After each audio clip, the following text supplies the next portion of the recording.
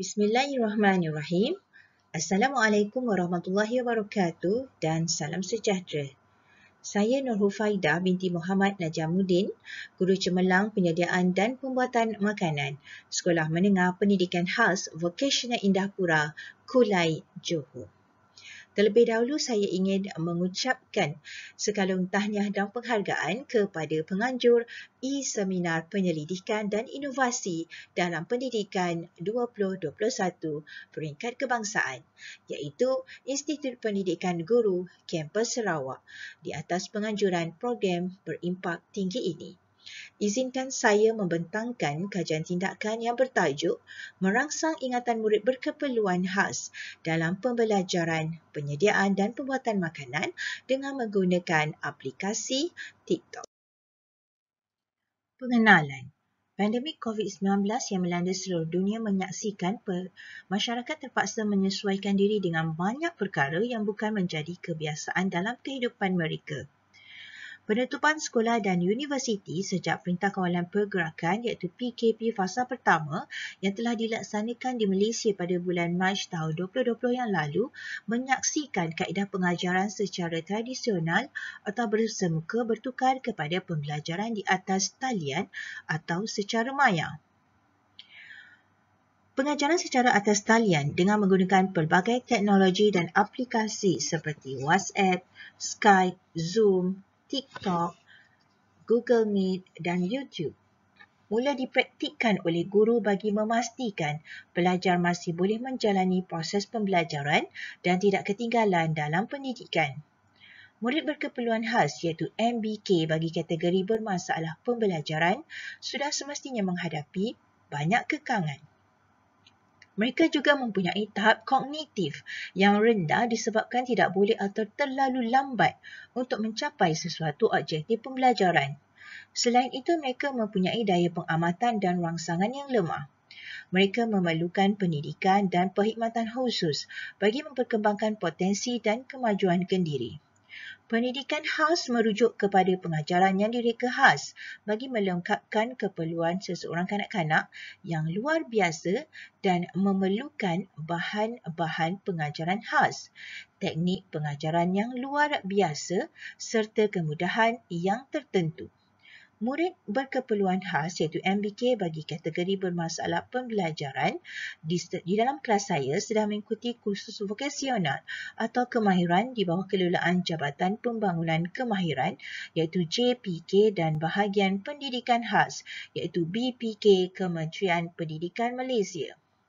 Bagi kursus penyediaan dan pembuatan makanan berkod #012-2012, semestinya banyak input yang perlu mereka fahami dan ingati untuk memenuhi spesifikasi yang telah ditetapkan oleh pihak JPK bagi melayakkan mereka mendapat sijil kemahiran Malaysia iaitu SKM tahap 2. Maka ini menjadi cabaran kepada murid ini bagi mengikuti pembelajaran di rumah semasa PKP. Aplikasi TikTok yang sangat popular ketika ini merupakan aplikasi yang memberi peluang kepada penggunanya merakam video atau foto dan memasukkan elemen teks, muzik, suara dan sebagainya ke media sosial. Pada tahun 2020, 41% pengguna TikTok dunia berumur di antara 16 sehingga 24 tahun. Mereka menyukai aplikasi ini kerana ia menyajikan hiburan dan maklumat yang ringkas, padat dan menarik seperti pendidikan, motivasi, keagamaan, kesihatan, politik dan pelbagai lagi. Bagi MBK di sekolah saya sudah semestinya mereka sangat menyukai aplikasi ini dan inilah masanya untuk digunakan dalam pengajaran dan pembelajaran di rumah iaitu PDPR. Cabaran semasa mengadakan PDPR dengan murid saya adalah kesukaran mereka dalam mengingati fakta dalam pembelajaran penyediaan dan pembuatan makanan. Semasa sidang kelas di dalam Google Meet, ia jelas menunjukkan murid sukar mengingati fakta. Selain itu, suasana pembelajaran juga kurang ceria dan aktif. Atas kesedaran akan masalah ini, maka saya cuba memikirkan kaedah terbaik dan mudah untuk murid ini mengingati fakta penting dalam pembelajaran.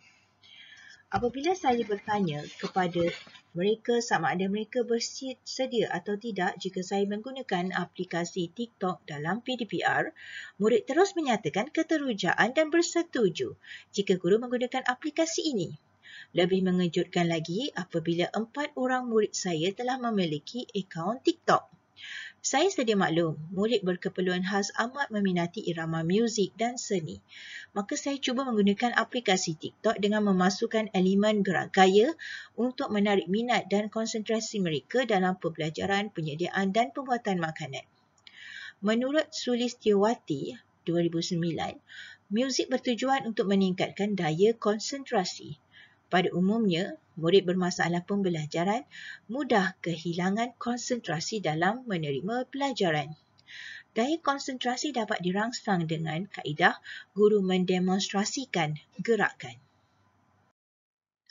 Tujuan kajian.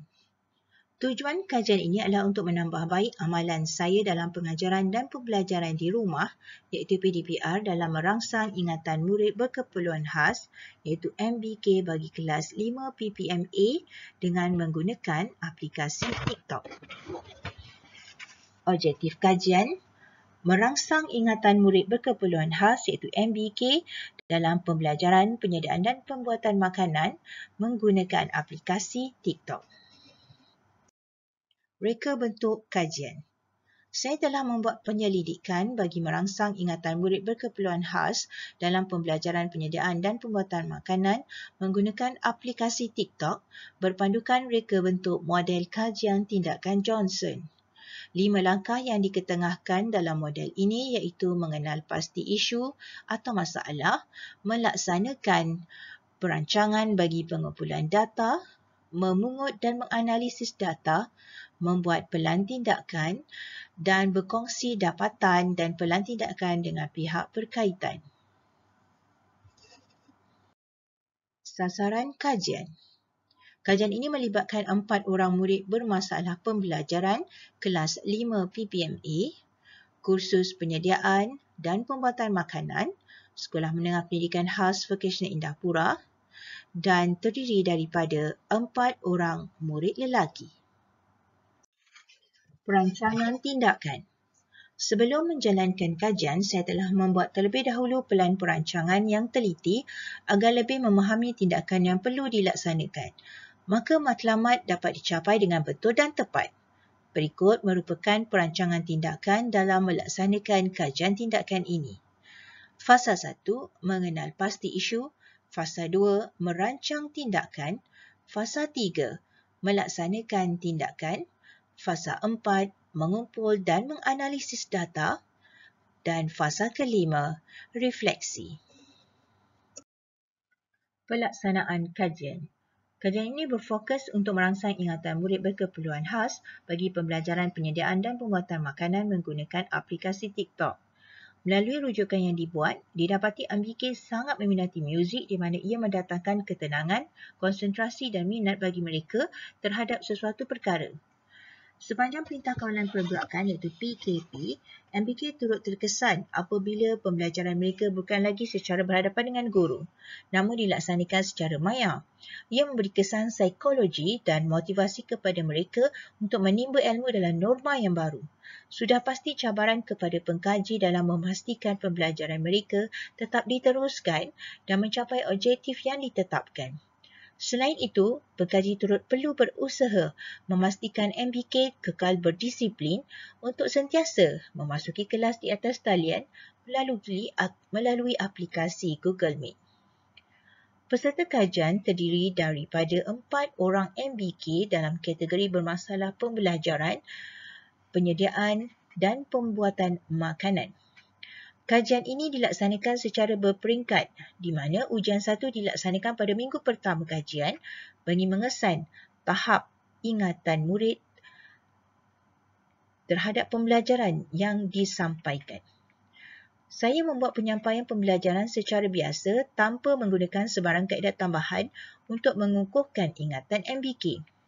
Semasa sesi akhir pembelajaran, saya memberi ujian 1 kepada murid. Setiap murid dikehendaki menjawab soalan yang diberi. Kemudian, saya mencatat markah bagi jawapan setiap murid untuk dianalisis. Sepanjang proses pembelajaran dan pelaksanaan ujian 1, saya menjalankan pemerhatian terhadap reaksi peserta kajian. Pada minggu kedua kajian, saya melaksanakan PDPR melalui aplikasi Google Meet dengan membuat penyampaian pembelajaran dengan menggunakan aplikasi TikTok bagi tujuan merangsang ingatan murid dalam pembelajaran, penyediaan dan pembuatan makanan. Saya memaparkan dalam sidang kelas akan video TikTok yang merupakan video rakaman saya. Dalam video tersebut, saya menyebut fakta yang perlu dihafal dan setiap fakta itu dikayakan dengan suatu gerakan ringkas sambil diiringi muzik yang diminati murid. Kemudian murid diberi peluang untuk melihat video tersebut secara berulang dan menghafal fakta dan gaya yang dikongsikan oleh guru. Semasa sesi akhir pembelajaran dalam Google Meet, saya memberi soalan ujian 2 kepada murid. Mereka dikendaki menjawab soalan yang diberi. Saya mencatat markah bagi jawapan setiap murid untuk dianalisis. Saya juga menjalankan pemerhatian sepanjang proses pembelajaran dan pelaksanaan ujian 2. Dapatan kajian. Saya membuat perbandingan di antara ujian 1 dan ujian 2 bagi melihat keberkesanan aplikasi TikTok dapat merangsang ingatan MBK dalam pembelajaran, penyediaan dan pembuatan makanan. Berdasarkan hasil keputusan ujian 1, didapati murid sukar mengingati fakta yang dipelajari. Mereka mengambil masa untuk menjawab soalan yang diberi.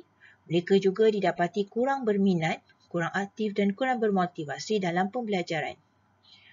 Berdasarkan ujian 2 yang dibuat, didapati keputusan markah meningkat. Setelah saya memasukkan video TikTok pembelajaran semasa penyampaian PDPR dilaksanakan, didapati murid sangat bersemangat dan bermotivasi untuk mengingati fakta pembelajaran. Di dalam video TikTok tersebut, saya memasukkan rakaman di mana saya sedang menyebut fakta pembelajaran sambil membuat pergerakan ringkas bagi setiap fakta. Video TikTok tersebut juga disertakan muzik terkini yang menjadi kegemaran murid. Murid dikendaki meniru dan menyebut fakta yang disampaikan dan seterusnya mengingatinya. Setelah murid bersedia untuk disoal, ujian 2 dimulakan. Keputusannya sangat baik dan memberangsangkan. Didapati aplikasi TikTok ini dapat merangsang ingatan MBK dalam pembelajaran, penyediaan dan pembuatan makanan. Kaedah ini telah menambah baik amalan saya dalam pengajaran dan pembelajaran. Ia juga memberi manfaat yang sangat baik kepada murid, di mana mereka menjadi lebih kreatif dan bersemangat dalam pembelajaran. Lebih mengujakan, mereka telah menghasilkan video TikTok sendiri yang mengandungi isi pelajaran yang telah diajar pengkaji dengan kreatif. Kesimpulan dan cadangan kajian seterusnya.